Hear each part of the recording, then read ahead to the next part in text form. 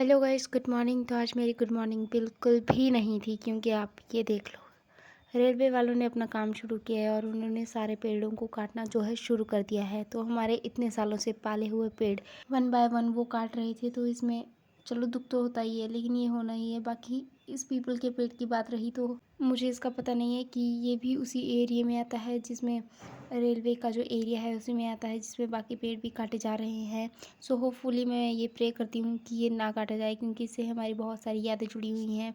बहुत सारी प्रेयर्स जो बचपन से जितना भी होता आ रहा है, हम पानी भी यहीं से लेके जाते थे घर को। तो यस, उसके बाद भाई ने मुझे बस स्टैंड छोड़ दिया था। मैंने अपनी बस ढूंढी और आज मुझे श्योर था कि मुझे बस मिल ही जाएगी, क्योंकि मैं 4-5 मिनट पहले पहुंच चुकी थी।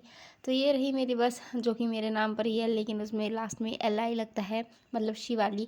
सीट मिल गई थी मुझे और मैं खुश हो गई थी, क्योंकि मुझे ऐसे सीट नहीं मिलती है, बहुत लेट जाकर मिलती है। तो बस वाले भैया ने बस शुरू की और उसके बाद हम पहुंच चुके थे बस स्टैंड।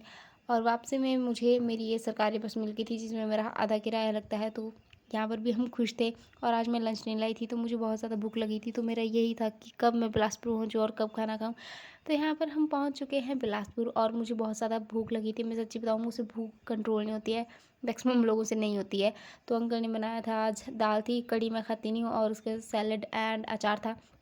फिर मैंने दौड़ लगाई बस स्टैंड की तरफ, क्योंकि आज मेरी एक बस छूट गई थी और मुझे ये रहता है कि मैं जितने जल्दी हो सकता है उतनी जल्दी घर पहुंच जाऊं। फिर हम इस बस में बैठे।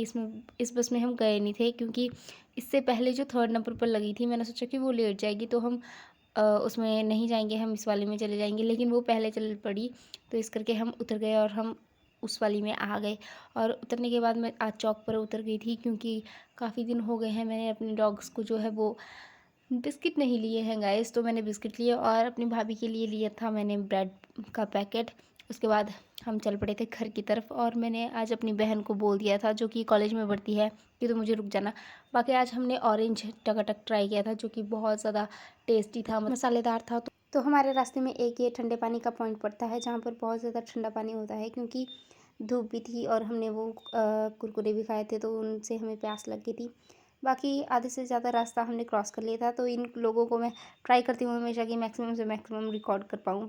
ये कैमरा शाय नहीं है, लेकिन इनकी हरकतें दिखाने लायक भी नहीं है। रोस्ट हम इनको ज़्यादा करेंगे नहीं, क्योंकि इनके अलावा मेरी वीडियोस में हेल्प भी कोई नहीं करेगा।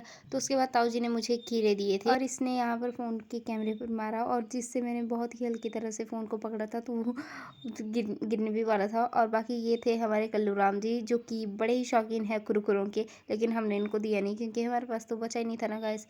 और यहाँ पर एक मोड़ क्रॉस करते ही मुझे याद आ जाता है कि हमारे पेड़ तो कटने ही वाले हैं सारे। तो ये देखो कि कितना सारा ढेर है, जो कि आपको मैं सुबह ढंग से नहीं दिखा पाई थी।